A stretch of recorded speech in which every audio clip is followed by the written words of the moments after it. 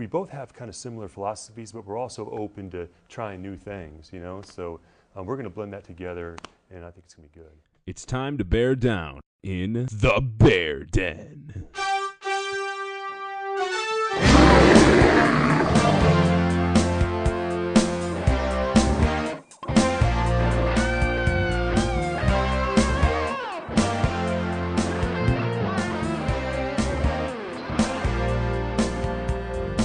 Hello everybody and welcome to the Bear Den, your podcast home for nothing but the finest armchair analysis of your Chicago Bears, coming to you from our traveling studio located in Naperville today. I'm Matt Willard. I'm Brad Morrison. I'm Brian Mengler, and we're your hosts as we bear down on the latest from your friendly neighborhood monsters of the Midway. You can follow us on Twitter at Bear Den Podcast or shoot us an email at beardenpodcast@icloud.com. Today we're going to be discussing the front office moves made by the Bears so far this offseason, from the hirings of a new general manager and his new coaching staff to the free agent acquisitions to date. Alright, and I suppose the most natural place to start with that would be with our new general manager, Ryan Pace. Ryan Pace comes to Chicago after 14 years of work in New Orleans. He was their director of player personnel after several promotions. And this guy, after hiring John Fox, I thought that he approached free agency in what's already a markedly different way than we've seen, certainly the past few years with Phil Emery, and even with Jerry Angelo in the back half of his tenure with not really a big splashy offseason so far, aside from maybe the hire of John Fox, but a bunch of just solid little acquisitions, ton of prove-it deals, way different, and the dude's only 37 years old, so if it turns out to be a good hire, we could have, a really long tenure on our hands. Yeah, another 40 years of the guy doing what he does. Exactly, hopefully maybe some sort of like Ozzie Newsome, and he's been with the Ravens for a near eternity. Yeah. Yeah, I definitely agree with that. I mean, he did not go out this year and decide that he was going to gamble a bunch of money on just a handful of guys. He went out, spent really as little as you can on veteran free agents like this that all have mixed track records, which of course we're going to talk about. But yeah, really promising, exciting offseason, I think, so far. Yeah, I tend to be of the belief that if you look at the Green Bay Packers, and yeah, boo, hated Packers, none of us like them, but you can't argue with the success they've had, and they never do anything splashy in free agency except for retaining their own studs. So I love that we went out this year and picked up one hot ticket item in Pernell McPhee, who we'll talk about in a little bit, but other than that, it was all just, this all seems to indicate to me a team-driven effort as opposed to a big-name-driven effort. Yeah, because there's the popular guys. There was Devin McCourty this year, Ndamukong Suh that everybody was after. I really wanted Sue. Yeah, I think everybody did, but generally, especially Sue's massive contract. Oh yeah, no, that's going to cripple the Dolphins. Exactly. Absolutely. So, you're putting yourself all in on that one player, which, it doesn't matter how old he is. He's 28, and what was it, a 4 or 5 year deal? Yeah. I He'll be mean, in his 30s by then. Who knows if he's still going to be productive? Oh yeah, I mean, you have to look towards the future and all that. So we don't want to dwell too much in the past, but you look at what Phil Emery did last year, where there was really one true, genuine 4-3 defensive end stud on the market in Seattle's Michael Bennett. And when we whiffed on Michael Bennett and he decided to stay in Seattle, Phil Emery opted to just throw the same pile of money at the next best thing, which was Lamar Houston. And I think Lamar Houston can do well in our new 3-4, which again we'll talk about in a little bit. But Lamar Houston is not really a prototypical 4-3 defensive end. And so that sort of mentality of we have to go get an elite 4-3 pass rusher that Phil Emery went into the offseason with last year, I think that is a really reckless way to spend money. And look how that turned out with a terrible season from Houston. And one sack and a dance. Yeah, 1 sack on Jimmy Garoppolo. Yeah. So Tell you what, though, his rehab seems to be going pretty well. Yeah, no, I'm excited for Lamar Houston still, Him but and Willie Young. Yeah. They can make that transition. Yeah, but I even if Lamar Houston turns it around and has a good season as a 3-4 linebacker or defensive end in this system, I would hesitate to give Phil Emery credit for that. Because, Absolutely, it was still stupid money. Yep. Such 100%. stupid money. He's never had a particularly good track record with sacks. He's a run defender. That's what his strength has always been. So 100%. So from there, Ryan Pace's first major move was to obviously go out and hire a head coach. Now, we're coming off of the pretty embarrassing Mark Trestman era as we begin this podcast. Quite. Yeah, Mark Trestman, I've always thought that was a great shame because I thought it would be super interesting to see a, cerebral, smart, nerdy kind of football approach, but oh my god, I think it's possible, but not with that guy because he wasn't actually smart. He wasn't actually smart. So. And even I feel like that kind of approach to it works very, very well for a coordinator. Yes. The head coach needs to be, the troop rallier. He's the overseer of everything. Yeah. His job is more to manage the entire team, not necessarily the X's and O's part. Though I'll tell you, I'm not convinced. There's this argument that Mark Trestman's just not meant to be a head coach. I'm not convinced he's a good coordinator either, because you actually look at his track record. There seems to be 1 year of good and then bad everywhere else. So we'll see how that goes in Baltimore. But I mean, I suppose we should really more focus on the future. Where That's right. He's out of here. He's out of here. Where we hired John Fox, who I don't think he could be more polar opposite of Mark Trestman. Maybe a Ditka would be more polar opposite, but John Fox in the modern era, he's opposite. Yeah, he is this hard-nosed, one of the guys, defensive-minded sort of dude, and really wants to bring the Bears almost immediately back to this ground and pound black and blue identity. And I think that is already resonating really well in the locker room, as evidenced by what Kyle Long had to say to Rich Eisen on the Rich Eisen show. I think that'd actually be pretty interesting to take a listen to how he talks about the new atmosphere in Hallis Hall already and how it already feels like there's a different sense in that building. So let's take a listen to that. The guys that we're playing for now are just older versions of us. They understand what we're going through. They have, they have empathy towards us. I mean, yeah, we're going to be in the building, but they know what having a family's like when you're playing. They know what having a girlfriend's like or being single's like for some guys, and I think they do a great job of balancing work and your life outside of football. And also, they're football guys. They're crazy about it. I'm in there in the weight room today, and John Fox is hitting bicep curls next to me. He's talking smack, telling me to put weight on the bar. So, I think we got the right guys in the building. What was he curling? What is it, 20s? 25s? What was he doing, Kyle? Yeah, I'm going to give him the benefit of the doubt and say he was curling some 50s. So there's Kyle Long talking about how there's already this different sense in there, and I think that's really interesting, the story of John Fox coming in and lifting weights next to Kyle. I love it, man. Yeah. Trestman wouldn't have done that. His arm was snapped off. Yeah, I mean, obviously, being a bro and being a good coach aren't necessarily hand in hand. I mean, you look, Mike Tice was a huge meatball, and True. They all loved him, and he was a tough guy, but he was a terrible coach. Yeah, but Mike Tice was obviously an example of too far the other way. But John Fox, I think he's shown that he has a track record of being able to turn teams around. He obviously was previously the head coach of the Panthers and the Broncos, and he improved both of those teams in his first year by 6 wins in Carolina, and the Broncos by 4. And, that's with very different quarterbacks where, you've got a ground and pound in Carolina, and then he had Tim Tebow for a year.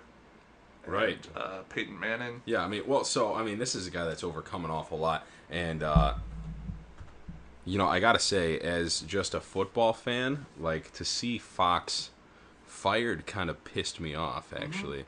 I didn't really see a rhyme or reason for it. I mean, you got, 2 great deep runs, basically, in a row.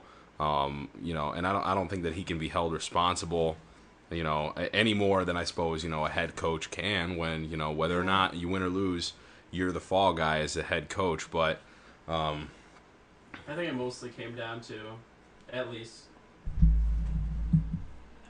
with the Denver thing, that on paper it was a stacked roster. For And sure. it seemed Yeah. it They seemed were all like in, They were yeah. very underperforming, and so that's why A lot of money. they just cut him loose. Yeah, and the one thing I'll say is that I've heard from numerous Broncos fans that I know, and a few Panthers fans, but the Broncos fans seem to be a little edgier about it, that John Fox has this sort of reputation as he'll come in, he'll be a solid coach, but he has some conservative tendencies where by the time it's all said and done and things are settled in, people get kind of tired of him in terms of the fans, where he gets a lot of immediate production and then it sort of tapers off, where there's a lot of doubt about whether he'll ever actually win the big game. And, maybe that'll be the case. Maybe in 3 years we'll be sitting here talking about how it's time to move on from John Fox. But for what the Bears were this past year, how disorganized and unkempt and embarrassing and conflicting and yelling in the locker room and just a mess, I'm okay with a cleaner. I'm okay with bringing John Fox in just to get us back to respectability. Hopefully we win it all, because I like the guy. Not this year, obviously, but in a few years, maybe we're talking about a contender. But if in a few years it's time to move on from the pretty good coach and try to bring in the home run, I mean, that's what we did with Lovey and Trestman, but Trestman was just such a failure in that regard. Whereas the coach you probably should have brought in to push you over the edge was Bruce Arians, but that's why Phil Emery's gone. One thing I also like about him too is, similar to the Lovie Smith thing. He's somewhat of a player's coach. Mhm. It'll go a long way absolutely. towards preparing that locker room, getting guys to get back to team first, do your job, do what's in front of you, and we'll win some football games. And we won't have this offense versus defense. They're not getting along. Fighting amongst the wide receivers, whatever else was happening. So it'll be, if anything, just the improvement of the locker room could it buy us at least a win or two. Oh yeah, I mean, I it's too early to project, particularly with the draft ahead. But we were 5-11 this past year. Good for the 7th overall pick. Terrible. 5-11. I mean, think about. I just looked that up the other day. I was looking at our record, and I knew we were really bad, but just seeing that 5-11 was like, It's wow, humiliating. that's You expect that from Detroit. yeah, It's that's been a Browns while. territory. Right. The Browns were better than us this past year, so. They would have beat our ass for sure. Oh yeah, no, it was terrible. But yeah, I think that has a lot to do with the coaching, where we definitely underperformed, and I think John Fox could theoretically. I'm not saying playoffs. I'm not saying we'll even beat the Packers once, let alone twice. But 8-8, that's doable. I think. Reasonable. I think you can improve by 3 games. Like I said, his first season in previous trash franchises in total disarray, 6-win improvement, 4-win improvement, a 3-game improvement, particularly with like the embarrassing fashion in which we lost a couple of those games. I think you can do that. I think you can beat Minnesota for an extra win, something like that. Just Absolutely. get out of the basement. And Minnesota's an ascending team too. I mean, but they're probably still the team to mug in our division. hopefully, True. though, I mean, I think it's fair and sad to say that the Bears are in the worst place right now. Oh, yeah, The absolutely. Vikings are young, and if Teddy Bridgewater's for real, then that's 3 division rivals with an answer at quarterback. And Yeah, we'll true. we'll save the big Jay Cutler conversation for another time, I'm sure.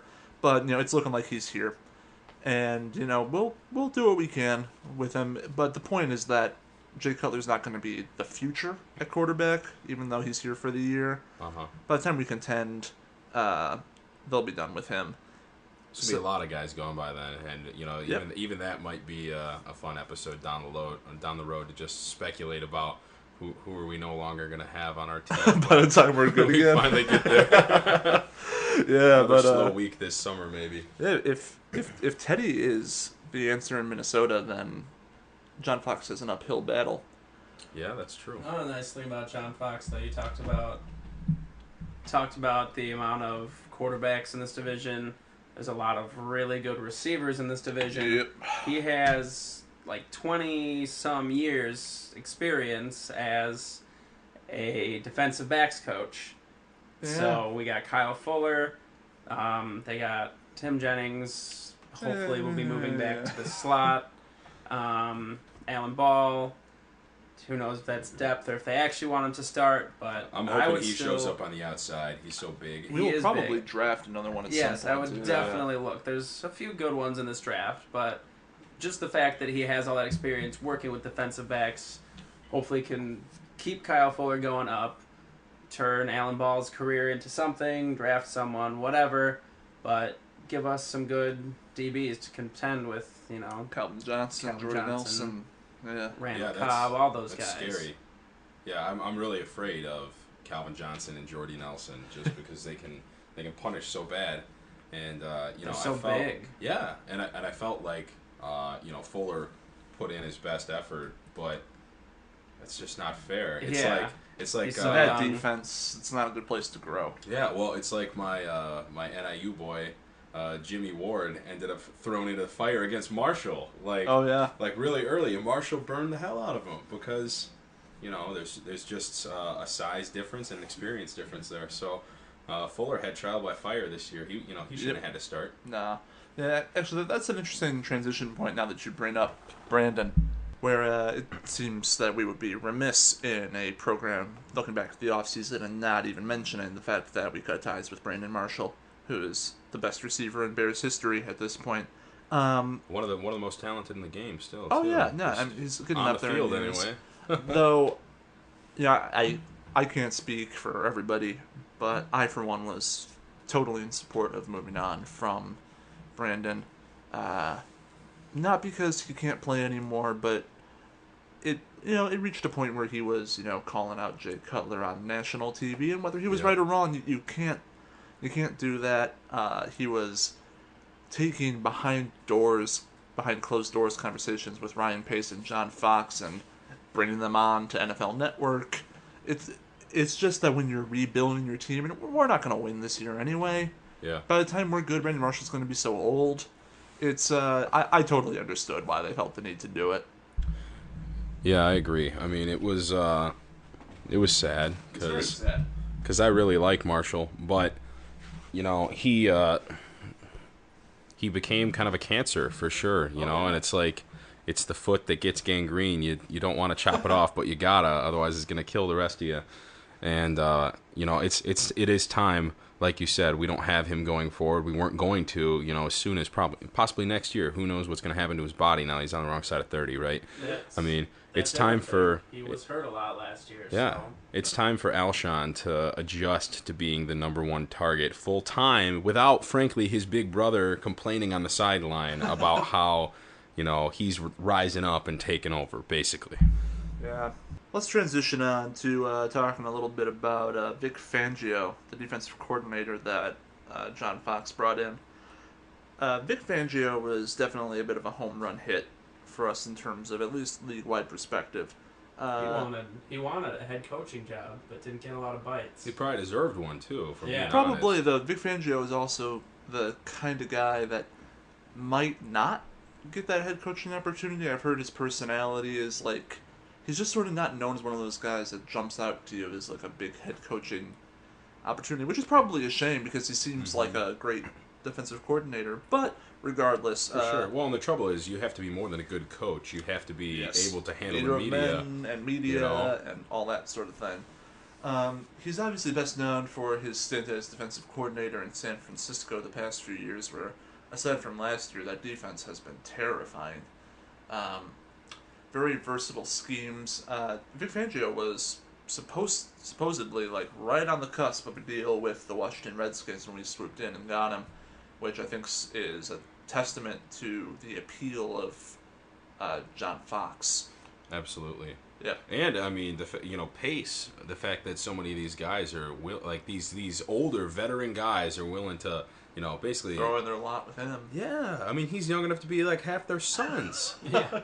So they're like willing to now reach in and basically play ball with a younger generation in charge of them. And that's Yeah. a really cool dynamic that's happening down at Hallis Hall. Oh, absolutely. And, like I said, Fangio is known for his versatile 3-4 defenses. He's a bit of a guru of that. For years and years and years and years, every offseason we have this talk of like, we should switch to the 3-4. It's like the magic pill that makes our defense better. Well, I'm wary of that mentality. I think that right now is absolutely the optimal time to swap to a 3-4, so I'm very glad we brought Vic Fangio in. I mean, the defense is already bottomed out, so you might as well switch it up. And what's cool about Vic Fangio is that he doesn't just sit in a 3-4 package the entire time. You know, most 3-4s don't, but Fangio's defenses in particular use a ton of sub-packages, which could be really helpful in transitioning from a 4-3 to a 3-4 for guys like Jared Allen, who's probably going to be here, all that sort of thing. In fact, we've heard from John Fox and crew that we're probably only going to be in a base 3-4, meaning, the 3 defensive linemen and 4 linebackers lined up behind them, just that simple. We're only going to be in that formation about 40% of the time, meaning that you're going to be swapping guys around here and there. You can stack the line. You can put 2 guys up front and 5 linebackers.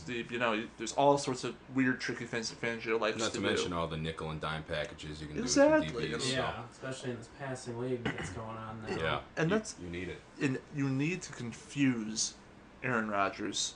You need to confuse Matthew You Stafford. have to try to confuse Yeah. Aaron. When you go out and, this was particularly true of Lovie Smith, when you go out and you're just in a cover 2 defense, it's not that it can't work, but it's really obvious what you're doing. Yeah. There's only so much you can hide, whereas in a 3-4, particularly with a bunch of sub-packages, you can disguise a blitz, you can disguise dropping back into coverage, you can fake a blitz where it looks like the guy's coming and then all of a sudden he's dropping back into coverage. There's so many things you can do to just throw a wrench into things, and I think that's why Fangio is maybe the best hire of the offseason, but then again, you probably only got Fangio because you got Payson Fox, so, Right. chicken egg, but Fangio's definitely a huge, huge steal. Yeah, I really like Fangio, especially together with John Fox. The fact that, one, they're both very defensive-minded coaches who have track records of really good defenses. I think the Bears' defense will have a much quicker turnaround than a lot of people think, just because of those 2 guys. There'll be struggles, but they'll be Yeah. mean. They'll Oh, be yeah. mean. They'll try. And, well, the other thing, too, Fangio's style of a 3-4 is very, very coverage-based. He's not like the Steelers guy, Dick LeBeau, where it's all about sending, 5, 6 guys every play, where are they coming from, and just making the quarterback have to get the ball out very quickly. He's very much so about, 4, maybe 5 guys going at a time, let them do their thing, and let the defensive backs to hold their receivers just long enough so that you can still get those sacks.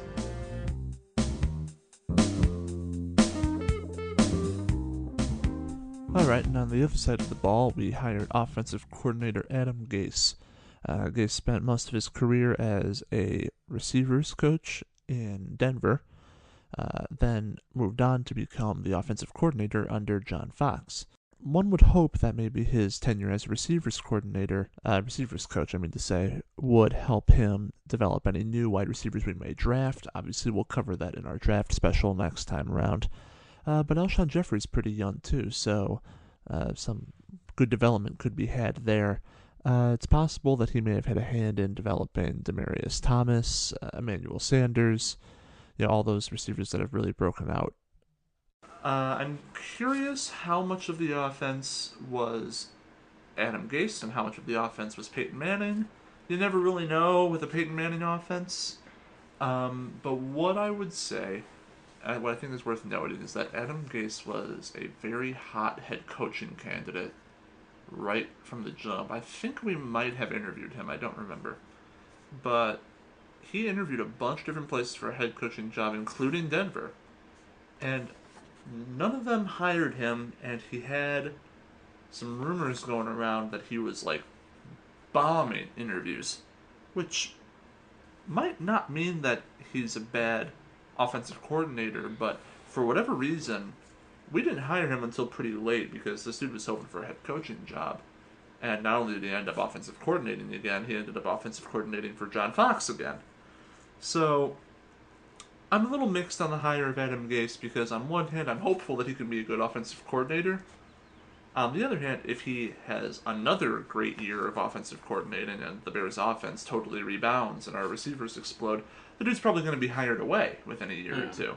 Well, because we are only a year removed from being the number 2 offense in the league. Yeah. So, granted, we have some different parts. Marshall's not here. All that stuff. But at the same time, yeah, it's definitely the hire I'm most skeptical about, I guess. Like, of course you hope he does very well, but there is room for skepticism. It could be he came here. It's another one that seems like he came here because of John Fox, which could, of course, be a good thing or a bad thing. So, Yeah, I'm actually pretty excited about Adam Gase. I mean, I do have some skepticism, I suppose, like you mentioned, how much of the offense was Peyton Manning's. But I'm really excited about the wide receiver coaching, especially because there's talk that we might be looking at drafting one, which, of course, we'll talk about later. But, also we still have Alshon, who, he still has room to grow, certainly. Yeah. And, I'm hoping that he can really teach him some good stuff, especially if he had a big hand in Demaryius Thomas turn into what he is. I mean, Alshon and Demaryius have some similarities in their game. Demaryius is several strides faster because that man is a freak. Yeah. But in terms of the vertical game, having some good hands and being willing to get physical, that's really great. So moving forward, I think that could be great. Maybe he's somebody that can get something special out of Mr. Eddie Royal, who we'll talk about a little later. But I'm feeling good about that hire. Oh yeah, I mean, I'm not trying to say that I don't like the Adam Gase hire. I think he was one of the best offensive choices. There weren't a ton of offensive coordinators that were like, oh yeah, that guy, gotta go get him. Vic Fangio was that guy for defense, and we got him. With offensive coordinators this year, I don't really feel like there was like a huge standout. Mm-hmm. I'm just saying that I am less excited about Adam Gase than the other big 3 hires that we've been talking about. Sure. But I certainly think he can be successful in Chicago. And if he does, and he does get hired away in the worst case, if there's one thing John Fox has a good track record of doing, it's finding people that want to work for him. So I wouldn't be super concerned about having to replace Adam Gase. Right. Unless, of course, Jay Cutler's still here and we have to find his, 13th offensive coordinator. But that's a bridge to cross when we We're come going to to find the guy that brings out the best in Jay. Oh, yeah. It's going to happen. It's going to happen. At this point, it has to happen. There's no one else left. We've tried everyone else in the NFL to bring out the best in Jay Cutler. Oh, boy. All right. So that pretty much wraps up our conversation about the front office and coaching side of things so far this offseason, where we've got we got the new general manager and the new coaching staff under John Fox. So the next step for Ryan Pace, after taking care of all the coaching hires, was obviously to go out into free agency, where, like we talked about right at the beginning of the show, he took a more measured approach. We're going to go ahead and go through all the names that we picked up this offseason, because there were 12 of them, which is a pretty crazy high number for free agency, particularly since, like we were sort of talking about, you want to win through the draft. But the fun thing is, a lot of these are one-year prove-it deals and some kind of neat names that we can take a look at, and we will see what happens. Maybe some of them end up being long-term studs that get an extension. Some of them will inevitably burn out after a year. But that's the beauty of prove-it deals. We were real quiet in the first 3 days of free agency, and then in the back half free agency, phase 2, it was all Bears all the time. Yeah. So, obviously, elephant in the room. The big-time free agent that the Bears got, the only real big-time free agent, was Pernell McPhee. Pernell McPhee is only 26 years old, which is nice. He's an outside linebacker, which you probably knew. He's entering his 5th season. He has played his entire career for the Ravens so far, and it's a 5-year deal that he's been signed to. What I love about Pernell McPhee and how he fits in our new Bears team is that the Ravens used him super creatively. They had him as an outside linebacker. They had him as a defensive end. They had him as a defensive tackle. There were plays where he was dropping back into coverage. What does that sound like? It should sound like what I was telling you about Vic Fangio.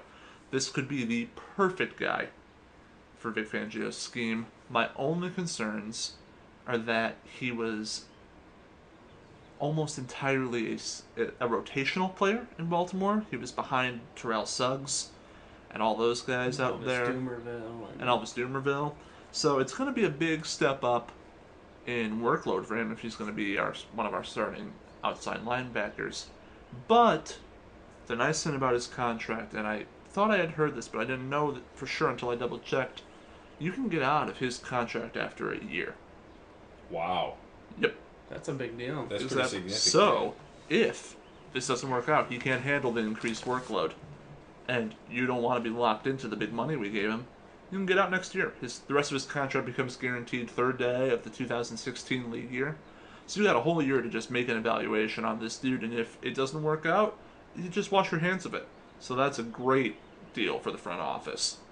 That's really nice. I mean, I am really excited about Pernell McPhee. I think maybe he might have gotten a little more hype than he deserved just because he's really the only big name that was young, that's an option, that kind of thing, But when I see him and I look at his film in particular, he looks like the next great defensive player for the Chicago Bears. He looks like the next generation of guys that if he shows up, he's a name that we're going to be talking about for a lot of years, right along with Urlacher and Briggs.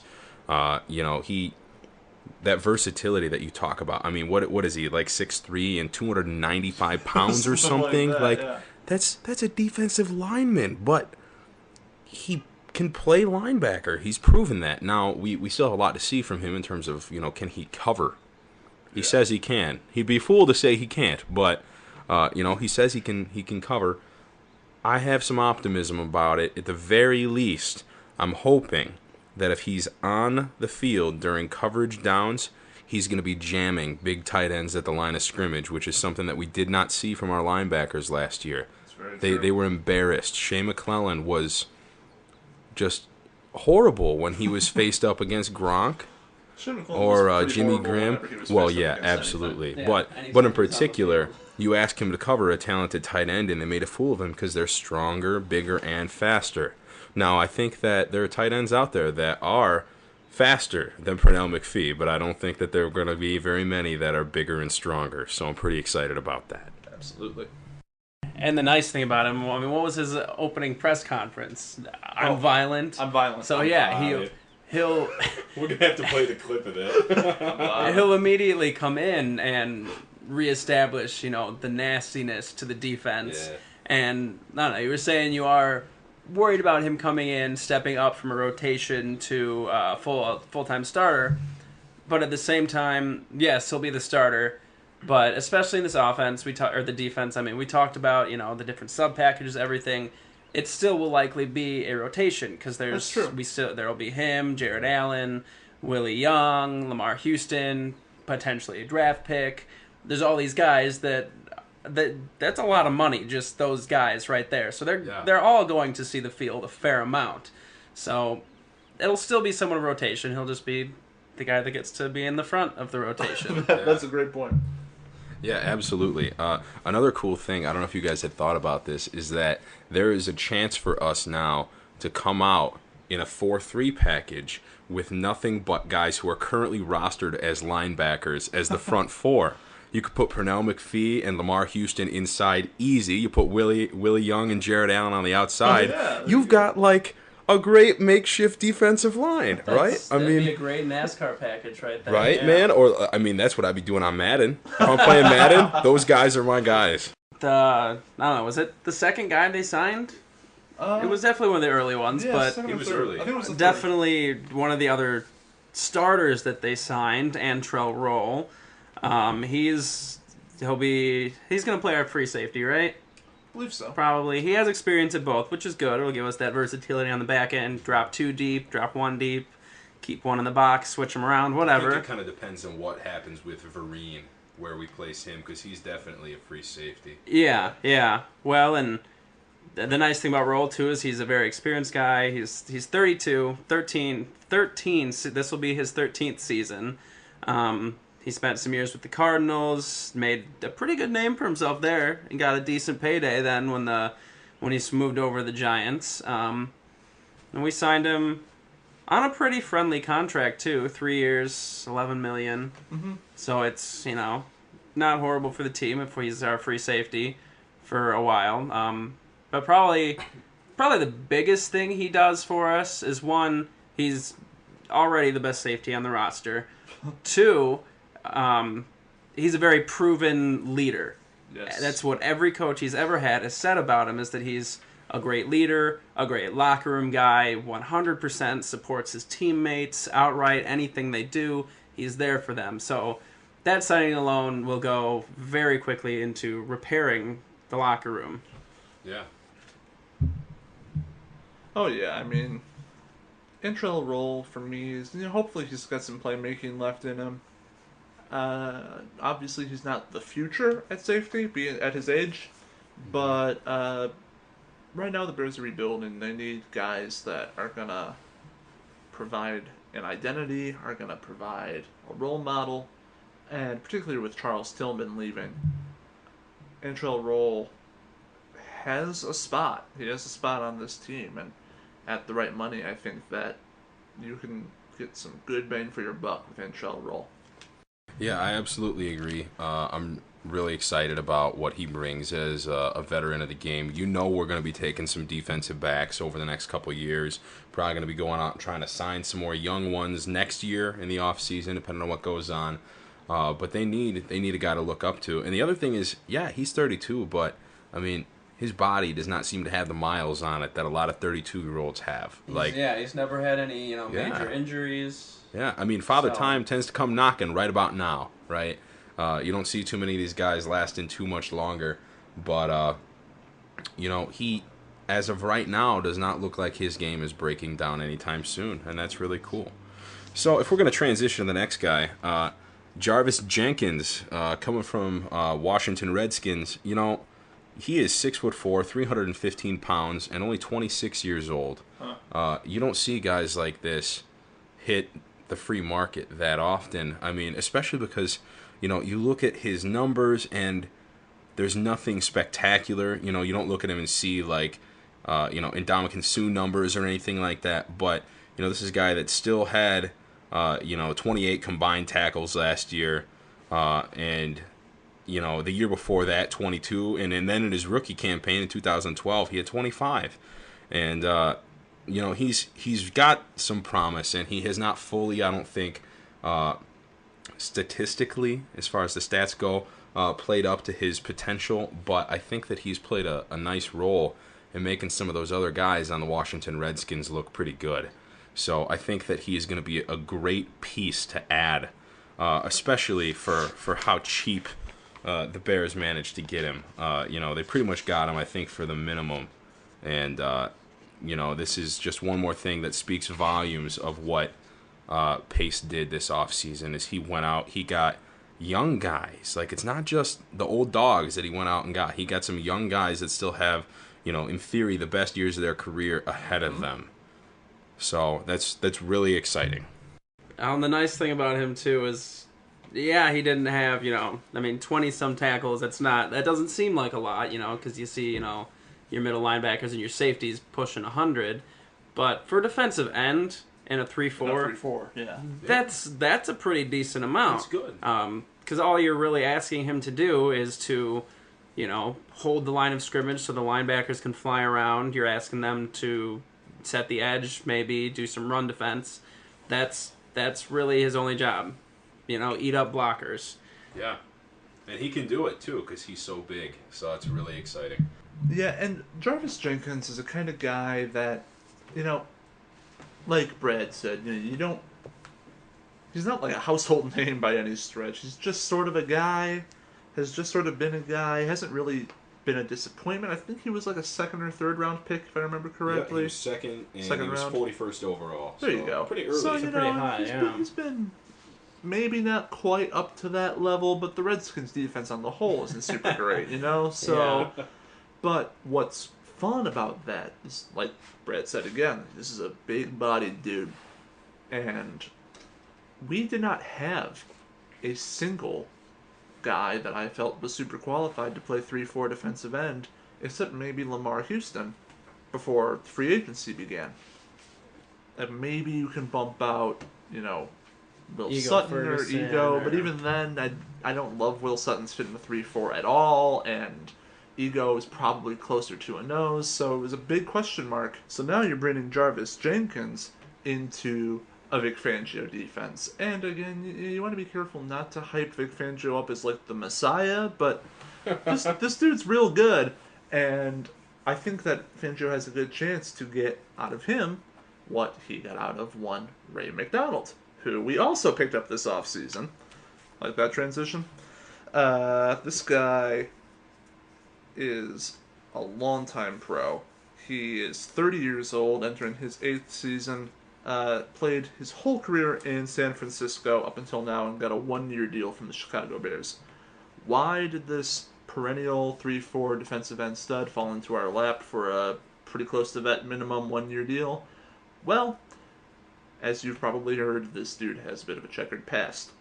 No charges, but 3 or 4 different incidents. It's where there's smoke, there's smoke, fire. there's fire. Like, 3 or Not 4 necessarily a good decision maker. different so. domestic violence things. There was one rape allegation that he says that he's got security camera footage of that shows that it's certainly consensual.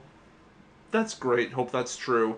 But if you're at minimum, this is a guy who's putting himself in bad situations to have this over and over again, and the Bears are not known for being that team that will take a flyer on a guy like this. So I have some mixed feelings, but he's a hell of a football player, and he's obviously coming from San Francisco, intimately familiar with Vic Fangio's system already. So this dude is an anchor on the edge. He can be a mentor to Jarvis Jenkins. Yeah. From a football sense, it is an amazing value signing. From a franchise perspective, I hope he keeps his nose clean. Well, and that's why they had to get the McCaskies to sign off on it, saying this is an okay thing. We can have this happen. Yeah. Well, and let's be honest, how much more bad press is going to be new for the Bears? It's been nothing but bad press for 2 years now. Yeah, the bad. It is a different bad that's press. a different kind of bad press. It's But with last year as bad as it was with Adrian Peterson and Ray Rice and Greg Hardy. for sure. I guess I just have to believe that, our legal system, however flawed, if it does not bring up charges for him, he has a right to employment. Absolutely. Basically, I think that everyone is very well entitled to their mixed feelings on Ray McDonald's signing. Sure. It's a weird place as a football fan. It's sort of, being a football fan in general is kind of hard these days sometimes because you love it and you cheer for it and it's so exciting and millions upon millions of viewers, and these guys are destroying their brains. Some of them aren't good guys. Some of them are terrible role models. Some of them are into gang violence. Some of them are drug lords in the case of Sam Hurd. Forgot all about him. Another Flashback. NIU man. Yeah. It's tough, but as a fan of the Chicago Bears football team, hoping that they put wins on the field, Ray McDonald is an excellent signing. Think about it. We give guys like Patrick Willis, great praise, but there are other people around guys like that make them look good. And, you know, we saw the emergence of Navarro Bowman last couple of years. Chris Borland, who unfortunately And Willis. has decided to Yeah, retire. The exodus of the 49ers. Yeah, man. They've been... I don't know. I would not want to be a 49ers fan right now We because could do they a whole look... show about the 49ers offseason. Can you imagine? They looked like they were still a team that was like fighting. On the cusp. And now like they've imploded. They're gone. They're gone. They're going to be 4th place in the West. They may as well be off the map at this point Yeah. because the departure of their entire coaching staff and now some of their most noted defensive players, which that was their identity. You know, those guys are gone. And Gore for like the one tough guy And Frank on Gore. their offense. Yeah. And Of Crabtree. course, I like Carlos Hyde. Yeah. I like Carlos Hyde. So if they get back to a ground and pound game and stop asking Colin Kaepernick to throw the football, we could have some cool stuff coming from the 49ers. But we'll go back to the Bears for now. Why? No. One of their less glamorous signings, but at least at this moment, still a starter, Will Montgomery. They signed him as a center. He's an older guy, 10th season in the league, 32 years old, so he's definitely not the Stopgap, future. Yeah. I would, he'll be there. He can be a mentor. I'd still like to see them, draft a center in the 2nd, 3rd round maybe. But again, he's been a journeyman. He's been on 4 different teams. He was with Fox last year, so that's that connection there. Yep. But it's also a very team-friendly deal, It's only 1 year, less than $1 million, only $120,000 guaranteed even. So it's, the lowest of low-key salaries for a starting offensive lineman, essentially. Oh, yeah. And remember that working with John Fox previously means that he was working with Adam Gase previously. All from the Broncos. So this is a guy who, he's 32. Yes, he's a stopgap. But I love and respect Roberto Garza as a long-term, face of the Bears' offensive line. Great guy by all accounts, great teammate by all accounts, but he was really not good the last couple of years. He was done. Since he moved to center, he was never very good. He was never that great, Yeah. and it's only gotten worse. I mean, the dude's old for a football player. So I wish Roberto the best of luck. Hopefully he finds a new team. I don't think he has yet. He'll probably get picked up somewhere if he hasn't, as a guard maybe. Depth at least. Post-draft. But, Will Montgomery, stopgap. Stopgap for sure. But this is a dude that already knows Gase's system, already knows Fox as a head coach. Easy transitional piece. Very team-friendly contract. There's nothing to dislike about it. It's a good pickup. Yeah, I mean, I like it for a lot of reasons. For one thing, like you guys said, Garza has been a great Bear. He really has. He's been a good man for the organization. But, excuse me, while he's been the face of the Bears' offensive line, he's also become, the face of honey buns. I'm not sure if you guys have seen that in the freezer, but No. Oh yeah, you walk through the freezer section and say Jewel Osco. There's Roberto Garza on the face of the honey bun box. So that's where his playing went. Right. So many honey buns. So that's the issue. The other thing is, we can decide if we're going to filter this out later, I suppose. But it's really kind of a fuck you deal when it comes to the Phil Emery situation. Oh, yeah. Because, Phil Emery's dying breath, his swan song was, Roberto Garza, you'll get an extension. And everybody was like, what? Why are you doing this? Are you and I mean, really, I feel like Emery was just trying to take the ship down with him. You know what I mean? He was just trying to take as much water as he could at that point. So It was either that or a desperation move to display that he had some sense of control still at well, least, right, maybe. So, I mean, either way, I'm really sorry that, Garza had to kind of become a pawn in that game, but it was time. It was time. Montgomery is a good pickup. Something we'll probably also talk about is, will the Bears draft a center, right? And he could be a very good guy to have on your team to teach a young center some of the nuances of the NFL game. All right, so not to make light of a man's career, but I suppose one of the more insignificant signings is we've got Thomas Gafford How as dare our you? how dare I, as our new long snapper. You know, it's actually, to be honest, I mean, it's been kind of a position of instability since the departure of Patrick Manley a couple of years ago. God bless his soul. God bless his soul. Did he have 16 years there? Yeah, man. Yeah, he was old reliable for us. Similarly, actually in build and in his rostered position of tight end, Thomas Gafford has had a nice long career so far. He's 32 years old, so if he's been in the league this long, he's doing something right. I mean, you have to, because you do have one job. Funnily enough, his only statistic of note from his sophomore year is he had a fumble, which is pretty hilarious. You look at the rest of his card, and it's blank except for the one fumble. He did not lose it, though, so There you go. that's the important thing. Yeah, good stuff. He came from the Chiefs, and hopefully he'll be with us for a couple years, at least until we find another long-term answer. Yeah, I mean, he's a long snapper, so there's not that much to talk about. But Patrick Manley was actually, yeah. You figured out. He was as much the Bears of that era as like Brian Urlacher or Lance Briggs. He was the consistent one. He was always there. Right, Yeah, he never and got his the locker glory, room was, but- yeah, and long snappers have a bit more work on their hands than you'd think. But as much as I'd like to talk about the virtues of long snapping for the next half hour, should probably keep this moving along and move on to one of the more interesting pickups this offseason, signing from Tampa Bay, inside linebacker Mason Foster. Mason Foster, like a lot of our new signings this year, is a one-year deal. Guy entering his 5th year in the league, 26 years old. Like I mentioned, formerly played for Tampa Bay. Had a pretty good start to his early career. Really kind of floundered under Lovie Smith. Lovie is a pretty good defensive coach, as Chicago can attest, but he's very much stuck in his ways of a 4-3. And what's interesting about a 4-3, and I didn't really know all the super intricate aspects of this, but obviously in a 4-3, if you watch Brian Urlacher, the Mike linebacker, the middle linebacker,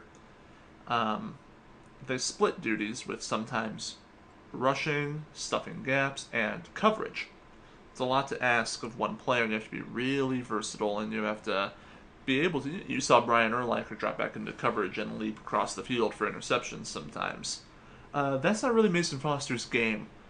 So for Lovie Smith to go into Tampa and ask Mason Foster to be his Urlacher, it didn't really work out. He had some injuries, wasn't great. However, in a 3-4, the Mike linebacker is a different concept altogether, where you have two inside linebackers in a 3-4, one of which is the Mike, one of which is the Jack. The Mike in a 3-4 almost exclusively covers run stuffing, tackling, sometimes rushing the quarterback. That's almost entirely what Mason Foster's built to do. The Jack linebacker does a little bit of that, but is primarily the inside linebacker that would be dropping back into coverage. Maybe that's John Bostic, maybe that's someone we draft, who knows. But my point, Mason Foster has never played in a 3-4, but his skill set is virtually ideal for a 3-4 Mike. So there is a lot of will he, won't he with his signing, where it was reported very early on, Mason Foster is close to a deal with the Bears, and weeks later, this dude showed up. Yeah, I'm really excited about Mason Foster. He's one of those guys that I was watching for a long time as this, the offseason was happening, hoping, come on Bears, go get Mason Foster, And I'm really excited because he's got really, really great athleticism. And, you mentioned John Bostic, and maybe he'll find his spot at Jack, and I kind of think so. I mean, he's a guy that, he played some safety before transitioning to linebacker. It's another thing that Kasim Green did. I don't know what'll become of Kasim Green, but maybe that's something that they'll dabble with having him do too, is covering, a little bit more the middle of the field. And yeah, like you said, it's a very different game from when you're running the 4-3 and you're asking your Mike to cover the center field as well as keep an eye on the quarterback and stuff the run and rush the passer and call your entire defense. So it's a lot of responsibility that not everybody has. I think that this is a good fit for Mason Foster. Absolutely. Yeah, I really like the pickup. I thought it was funny that after it was, reportedly done, it still took another, almost a week to actually If be not more. signed. It was a long time. weird how it happened. But, yeah, the combination of, at least at this point, their current roster, it'll probably be Foster and Bostic. And I think together they'll work very well, balancing each other out, both covering the different aspects. And aside from that, what Fangio can get out of them. Fangio's thing is that you look at the linebackers he had in San Francisco. Now, arguably they're more talented than either of the ones we have, but at the same time, when you have so many that come out being studs like that, at some point it's also being a product of the system and the position that Right. Fangio can put you in. Maybe it was the right fit for them, right? Yeah, exactly. And that's another thing, regarding John Bostic. I think that, we saw him look confused on the field so many times because maybe they were asking him to do too much. So dividing that responsibility, allowing him to focus on the game he knows more, which, again, he grew up playing safety, so maybe that's kind of more his game. So that's a good thing. Well, and we'll switch sides of the ball to their quotation marks big name offensive signing, Eddie Royal. He's not a huge guy. He's 5'10", 185, I think. But he's only 28 years old. He's worked with Cutler before. He had a season with John Fox over in Denver. Then he went to San Diego for a few years and didn't do a whole lot there. But as much as Phillip Rivers is touted, they just weren't that great of a team for a while either. Kind of a mid-range contract, 3 years, $15 million. So he's getting, roughly $5 million a year, which isn't terrible at this point. He's our second wide receiver on the roster behind Jeffrey, and the other 3 or 4 we have combined don't have 100 receptions between all of them in their careers. So at this point, it's definitely a much-needed depth signing. He has experience lining up in the slot, which is ideally where he'd go, but he also has experience on the outside. He did that some in San Diego, so he's another one, especially in this era of versatility and moving things around. He can be moved around. He can be that moving piece. So I really like that pickup. Yeah, I think Eddie Royal is a really interesting signing because I don't think you can ask him to be your number 1. I'd hesitate to ask him to be your number 2, but in number 3, he could be great. He's got the burner aspect to him where he's not the fastest wide receiver in the NFL, but he's shifty. He's got good route running. He's got quick feet. We haven't had a receiver like Eddie Royal on the team lately. So I'd say there's about a 99% chance that the Bears add a receiver in the draft, whether first or second, third round. But I would say it's pretty likely you get one for whatever value you can find at those spots, at which point Eddie Royal would be bumped to the slot, the third spot, and I think Eddie Royal would be great there. Yeah, I really like the pickup there. Royal has been, kind of an underperformer and kind of a fantasy heartbreaker, but I think that maybe he'll provide that, side-to-side game that you need in your offense in order to spread the coverage apart a little bit. So hopefully he'll be able to do some good stuff for us here in Chicago. So the next guy that we'll briefly touch on is Sam Acho, new outside linebacker coming from the Cardinals. This is a guy that I think has a lot of potential, and I'll talk a little bit more about him later.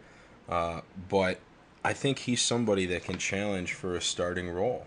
At least, considering that we don't really know, other than Pernell McPhee, who our outside linebackers are going to be. Oh, yeah. So, you got Pernell McPhee, Sam Acho, do we know how we pronounce that? I think he was on the radio yesterday, and they kept calling him Acho, so that's what I'm going And with. he didn't object. He didn't object. All right, so we're going with Acho. We'll go with Acho. It could be the Gould thing where it took him a year to correct him, but you never know. Yeah, but there's a ton of guys that will just be thrown at the wall at outside linebacker. See what sticks. Jared Allen, Willie Young, Lamar Houston, which is Lamar so weird Houston. to me, but okay. Lamar Houston's. That's where he started at. Yeah, well. Yeah, he's just so he big bulked now, up for a while. Yeah, Bradley Fee's pretty big too, though, so we'll see. That's true. We will see. But, yeah, your point's well taken. Acho has a solid career. Nothing spectacular, but, again, it depends on, do you believe in the miracles of Vic Fangio? Because if there's any defensive coordinator that seems likely to get the most out of a 3-4 outside linebacker, he would be up there. So, an interesting pickup that we had was a running back from Atlanta, Jaquiz Rodgers, one of my favorite names in the NFL. Jaquiz, spelled just how you would think, kind of, except for it has 2 Z's. I've seen this guy play in Atlanta. He's certainly not a starter. This isn't Matt Forte's replacement down the line. But really what this hire says to me with Jaquiz is, again, 5th year in the league, running back, 25 years old. It's a 1-year deal. It's depth. It's a different kind of playmaker. He's a very good blocker and catcher out of the backfield, which, Forte is pretty good at that too. But this is sort of a versatility sort of thing. I think that our offense, for as much as we talked about how Mark Tressman was supposed to be this offensive guru, it got very one-dimensional, where Rodgers is most effective when you use him as kind of a surprise. Like, oh, here's Jaquiz Rodgers coming out of the field, and somehow you find a way to get him the ball. Even if you got Forte in the backfield, you pass it to Rodgers, and all of a sudden he's darting a million miles an hour towards the end zone. This isn't your feature back. Even when Forte's gone, he won't be your starter. But you could theoretically have him for a good while yet, and he can always be a dynamic playmaker in an inventive offense. Yeah, I've always personally been a fan of Jaquiz Rodgers. He is a really exciting player when the ball gets in his hands because he does have that electricity where he could take it to the house right away just because all he has to do is make a few people miss. And while that is a hard thing to do in the game of football, he's pretty damn good at it. I mean, it's kind of, think of what Devin Hester was on kick returns with the way that he was able to give himself space. That's kind of how Jaquiz likes to play coming out of the backfield. So I think it's really exciting. Something that I've been screaming at the television for years is why aren't we playing more with having 2 of our halfbacks in the backfield? And this is a great opportunity. You have Forte on one side, you have Jaquiz Rodgers on the other side, and they're wondering, what the hell's going on? Like, what are these guys going to do now, right? Especially if you move Forte then out to the outside, because he could play receiver. He could. They both could. He's so good. Yeah, I mean, Jaquiz is a little small, but, I mean, you can move Forte all the way to the way outside, And suddenly now they have to worry about Forte in their backfield, or in their defensive backs, and that's not something that they come out planning for, because typically the running back is the responsibility of the linebackers. Mm-hmm. So I like it. I think that it gives us a lot of options. Maybe we can get him in on special teams, which is a place that we have just been so bad, ever since really like Hester's last couple of years, but since Taub left, really. Yeah, and I think even when we still had Hester, we didn't realize how good we still had it, because we got very spoiled by young Devin Hester, basically returning half his punts or kicks for touchdowns. We got so spoiled that now it was like, oh, Devin, get a touchdown, but like, there's something to be said for yards gained, and he was still among the league's best, right. if not the top himself in yards on every return. Oh, yeah. He did a great job. Yeah, and, you just touched on that, but, not only do we need special teams players in general, talking blockers, talking, people that help a kick return and take it to the house. Everything. Yeah.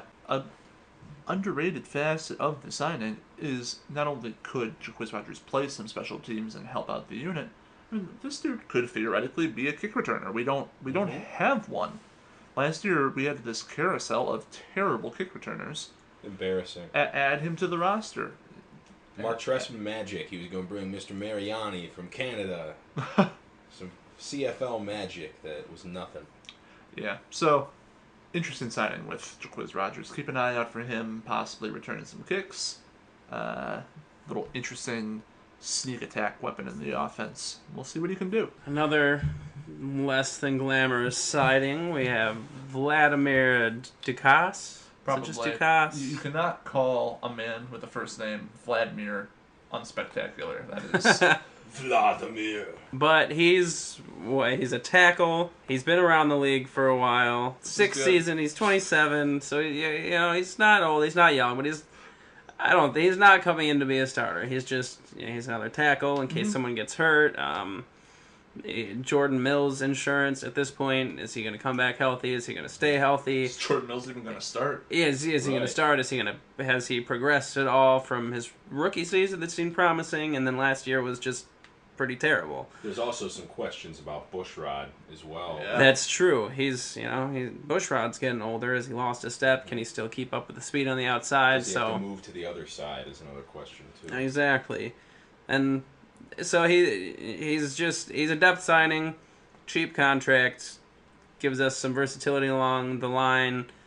There's possibility everyone's talking about Kyle Long moving to the outside. So yeah. You never know what's going to happen in the offensive line.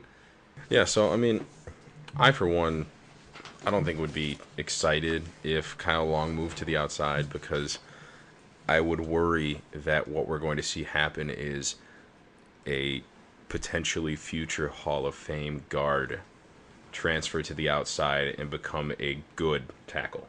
I think he'd be a very good tackle, but I think that he's a really special player at the guard position because of the versatility that he has. You know what I mean? He's so athletic, he can pull. But that said, right guard is arguably the easiest position of the offensive line.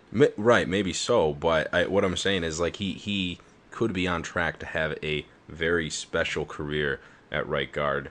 And I would feel kind of bad if we were moving him around and he just became like, he's just kind of an average tackle. You know what I mean? Yeah, with his physicality and his skill set, I think you would be a fool not to try the left tackle thing, because what if this dude can bump outside and take his meanness and take his physical attributes and have just a spectacular career at left tackle? True. I don't think you need to make a permanent move, but this is what the offseason's for.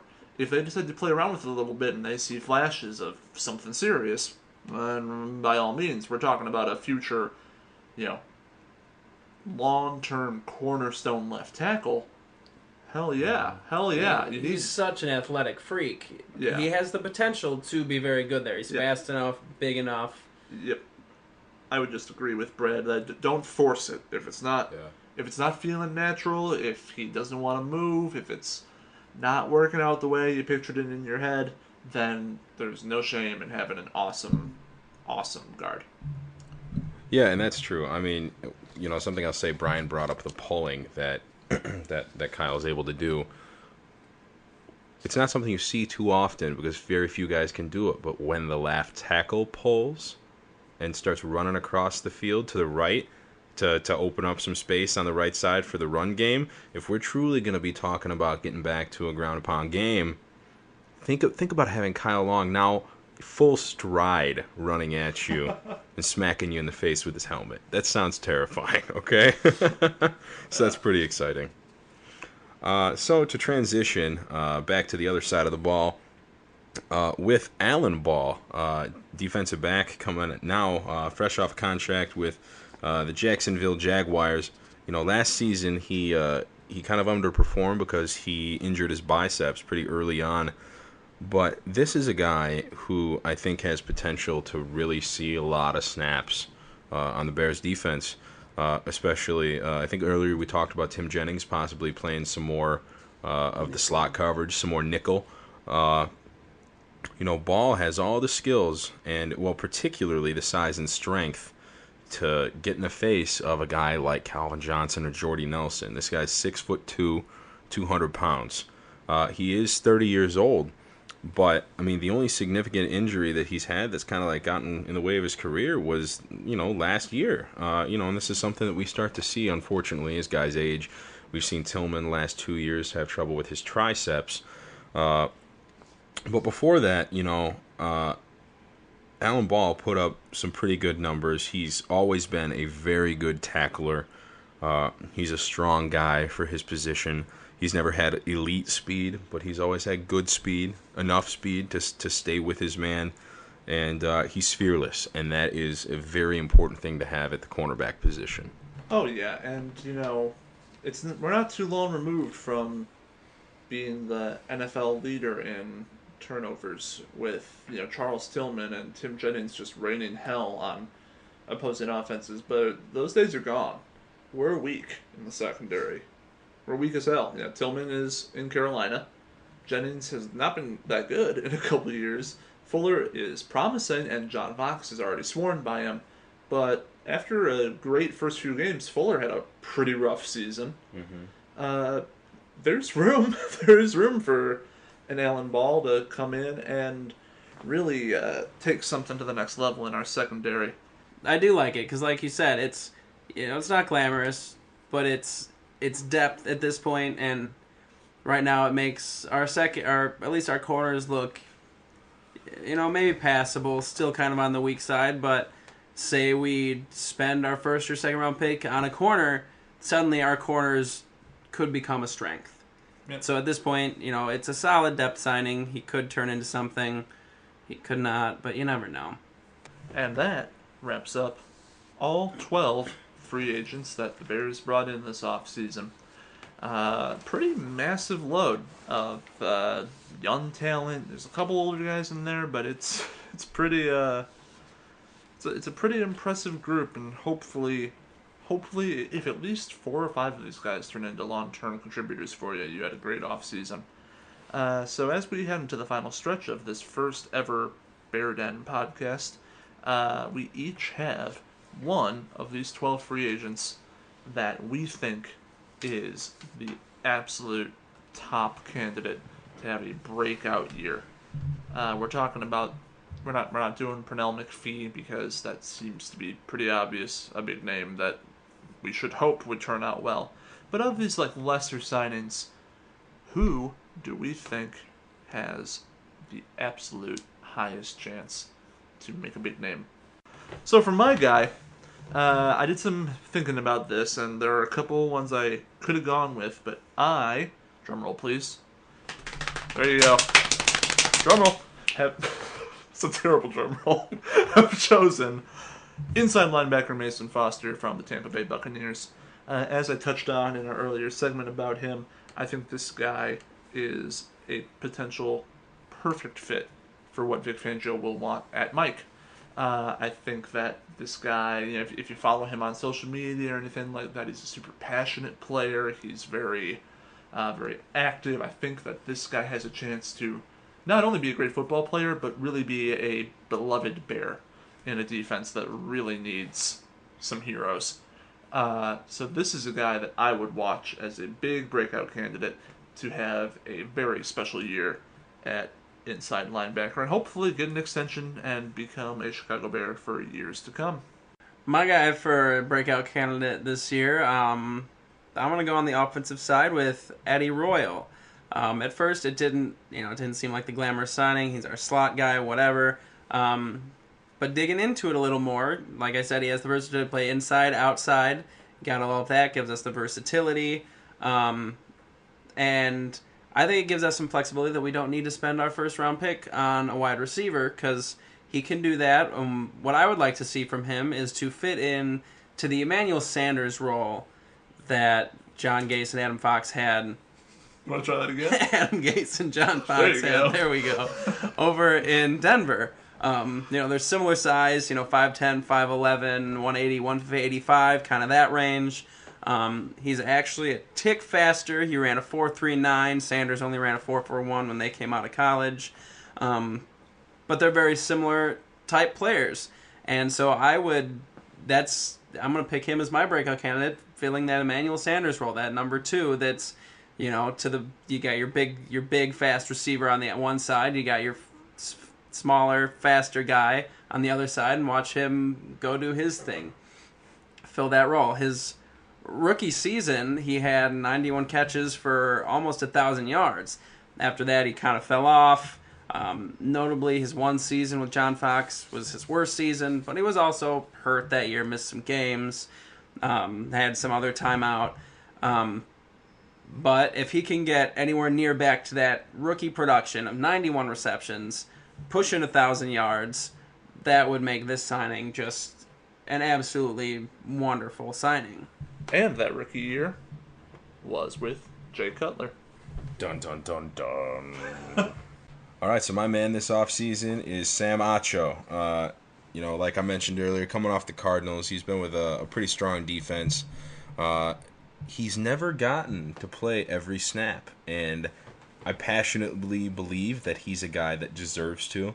You look back at his rookie year, and again, this is not playing every snap. He still got 40 tackles.